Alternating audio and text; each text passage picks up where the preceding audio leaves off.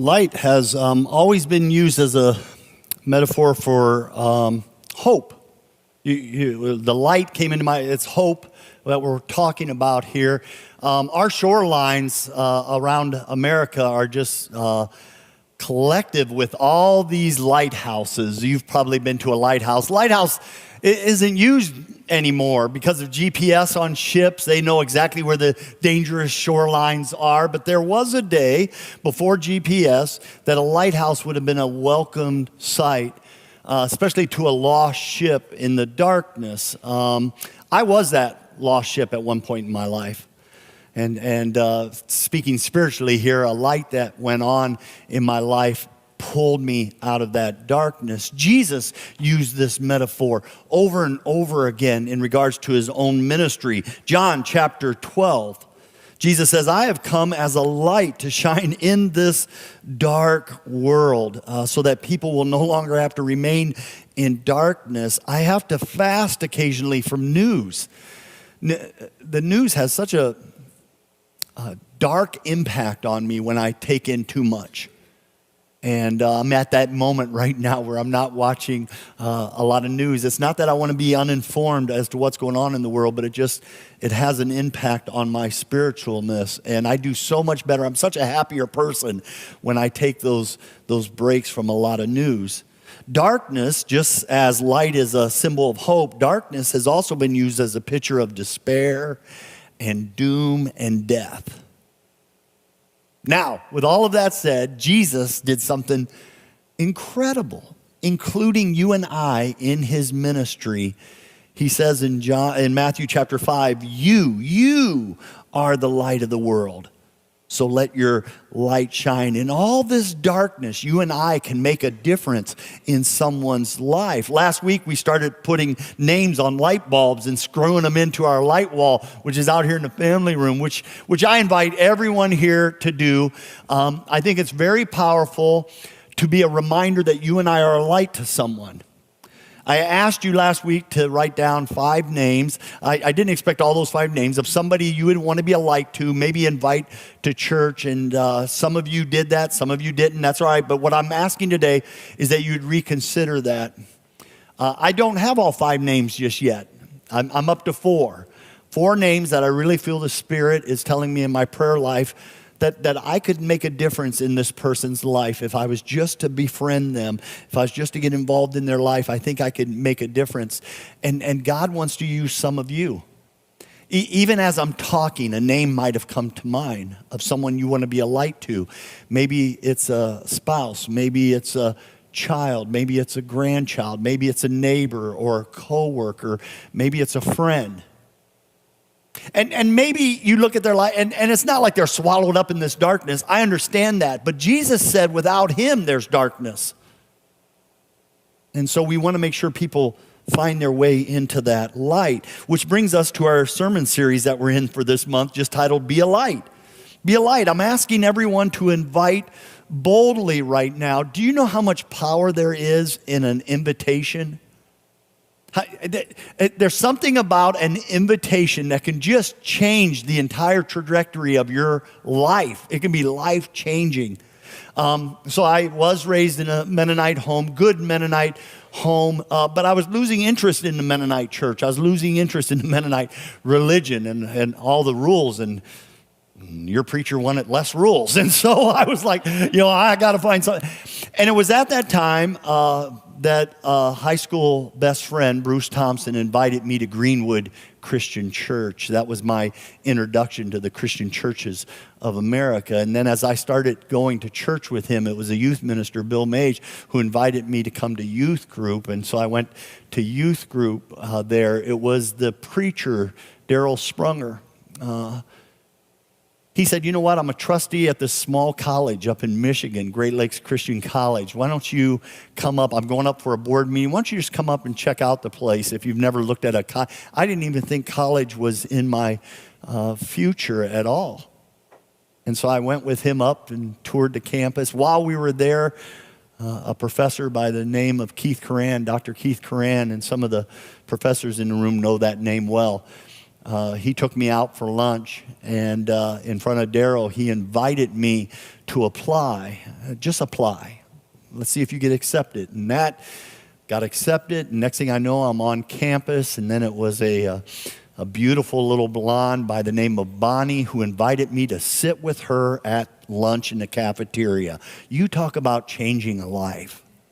That invitation changed everything. And then after we were married and after we graduated from college, it was an invitation to apply at South Lansing. And then 16 years ago, an invitation across the phone came, just come down to Lincoln, just come see the church, just come see the community, just come meet some of the people.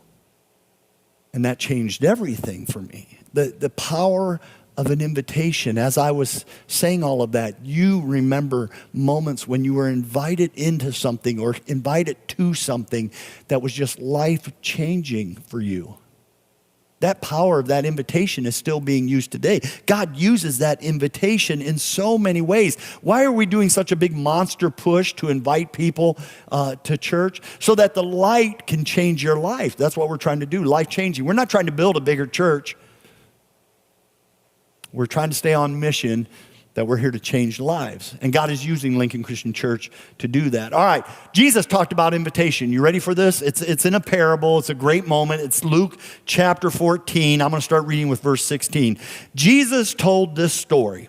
A certain man was preparing a great banquet and invited many guests.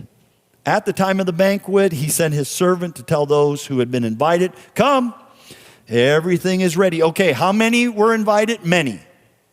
Many. It seems like the master in this story, Jesus in this story, wants a full house. It feels like he wants things to really fill up. Oh, but people will start making excuses for not coming. Verse 18.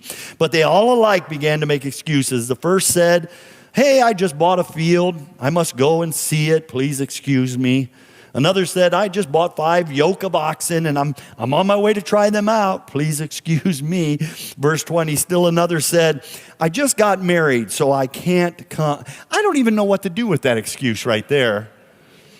You know, "Hey, can you come to a party?" "I can't. I'm married." Is that what just happened there in the story? Well, put on your big boy pants. Let's go. All right. Verse 21. The servant came back and reported to his master. Then the owner of the house became angry. He ordered the servant, "All right, you know what? If they won't come, go out quickly into the streets and the alleys, go way out of town and bring in the poor, the crippled, the blind, and the lame." By the way, this is not physical ailments. The poor, crippled, blind, and lame are metaphors for what people are going through in this moment. These are people who are not okay, people who have made mistakes, people who have shipwrecked their lives, people who have derailed. That's what this represents. It's not about somebody's physical being of weakness. This is about what they're facing in their life. And Jesus in this story, who's all invited to this party, by the way? It appears to me everyone. Everyone's invited. And you look at that list and you're like, wow, Jesus doesn't seem to be afraid of messy people. And he's not. Recently, one of our leaders said to me, he goes, "You know what, Ron?" He goes, "I love this, but there are a lot of messy people starting to come to our church." And I said, "I know." I said, "I'm one of them." And he smiled and he said, "I know." And I was like, messy. Church can get messy sometimes because we're all a mess. Your minister is a mess. But I'm trying to take some right steps in the right direction. Not every decision I make equals a touchdown, but I'm moving down the field the way I want. I'm headed toward my goal. But sometimes there's setbacks. Recently, our ministry had a profound impact in a young man by the name of Brett, and I have permission to tell his story. Brett walked in here just a few weeks ago. It was Labor Day weekend. I was camping with my grandkids. He walked in, and it took so much courage just to walk through the doors. And then when he did, the emotions grabbed him because he was a train wreck. He was separated from his fiance. He was separated from his 2-year-old son. His life had hit a low point, and he was just a train wreck. And came in, and he was having a hard time holding his emotions. He sits down at a table, and Ben Sapp, one of our security guys, sees him and just went over and sat down and said, "Hey, pal, you okay?" And just listened to his story. And then in the middle of Ben talking to him, Ben calls over Kenny, one of our elders, and says, "Kenny, come here, I want to introduce you." And just started this friendship. And while the two of them were meeting him and getting to know him, they said, "Hey, our minister's not here today, but he'll be back on Tuesday. You should stop in and see him."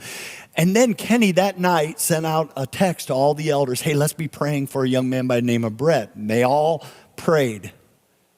Tuesday morning, I was back in the office, and next thing I know, Aaron, he's one of our gatekeepers, a volunteer in the office. He came to my office. He said, "There's a young man by the name of Brett asking to see." I was like, "Awesome, bring him back." And so I got to meet Brett. He tells me his story. There's a lot more tears. "We can help you, Brett. We can help. You know, God is working here. We can help." Well, then he came back on Thursday. And I was busy. I didn't have time. I asked Brandon, and Brandon took him out for a cup of coffee, spent an hour with him, just ministering to him. From there, he showed up on Friday morning. And I'm like, "Brett, I'm making hospital calls. I don't know what to, do you want to go with me and make hospital calls?" He's like, "Yeah." And so I took this guy I didn't even hardly know. Let's go make hospital calls. And we went, and it was awesome. And then the next thing I know, I'm in a teaching moment with him, and it was just great. "Brett, what's your son's name?" "Joshua." "Oh, gosh, Joshua is such a great Bible name. It's a great story in the Bible." I said, "Did you know that when you named him?" "No, I didn't know. I just named him after a friend." "Oh, gosh, Joshua's awesome." And then I just dropped the conversation. I'm driving, waiting to see what he's going to do. All of a sudden he goes, "Well, what's the story?" I was like, so I tell the story of Joshua, and then I just go quiet, and he goes, "Well, he goes, my middle name's Joseph. I was told that's a Bible." I said, "Joseph, your middle name's Joseph. That's awesome. Yeah, that's a great Bible story." And I'm just driving, playing this little cat and mouse game with him. And then he goes, "Well, you going to tell me that story?" "Yeah, I'll tell you that." It just was awesome. And God, you could just see God working. This all brought me to the cross of Jesus. And well, I tell you that long story to tell you this. This last Tuesday, Brett became your little brother because we baptized him. Is that awesome? Brett's messy, and we're helping him through his messiness. Jesus said, "I want you to go way out as far as you can. Bring in all these broken people. Bring them in so that my house might be full." In verse 22, "Sir," the servant said, "what you ordered has been done, but there is still room." That's my favorite phrase in this whole story. There's still room. There's still room. We don't have a seating issue here at Lincoln Christian Church. We have a mission issue. We don't have an attendance issue here at Lincoln Christian. We have an invitation issue that people just stopped inviting. And we're trying to change all that. You know what? Before you get into invitation mode, I need you to get into invest mode first. I need you to be a friend. Just be a friend to somebody first. The new generation of people, we all know that it takes a friend in this world to get them here. And so I need you to be a friend. Here's what's called the cross threshold. Let me explain this to you real quick. Everybody worries about the cross threshold when somebody crosses over into a faith with Jesus Christ. That moment of seeing somebody cross over into being a believer freaks people out. You're like, I don't know enough scriptures. I don't have enough answers. What if they ask me, where does evil come from and all this stuff? And why does God allow this and that? And you freak out about the cross threshold. I've been at that moment many times, a blessing for me, but it's only been because of you. Way, way back, you became a friend with someone and you helped them move from a -10 to a -8. That's all you did. You just helped someone move a little closer to that moment. And then you help people. Brett, real quick, it doesn't always happen this fast, but Brett went from a -10 and to a -8 because of Ben, and then to a -6 because of Kenny, and then to a -4 because of Brandon, and then to a -2 because of, and then God used me to bring him into the plus column.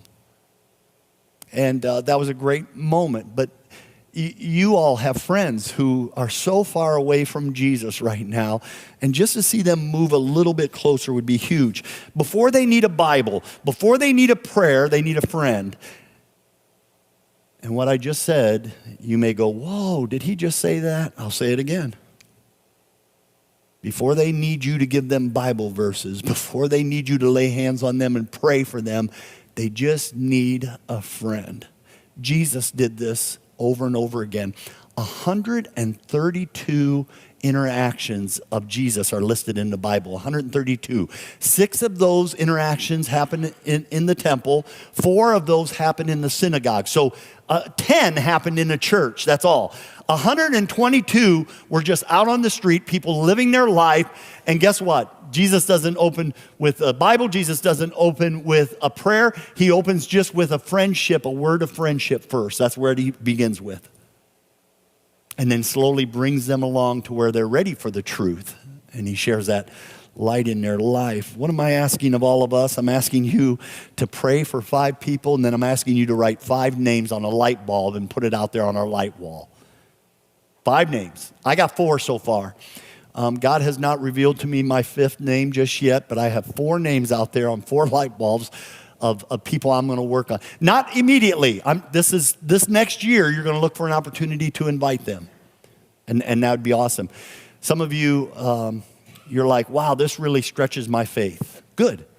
I found this bungee cord the last time I was out walking in the country, which, because I walk in the country where all this farm equipment goes by all the time, I find tools all the time. My whole toolbox is filling up by the stuff farmers have lost. You know, crescent wrenches and screwdrivers, and I find it. You know, I don't know why they're dropping it, but I found this, and I was like, oh, wow, that looks pretty neat. And then as I was walking and carrying this thing just started bothering me more and more, and I kept thinking about this.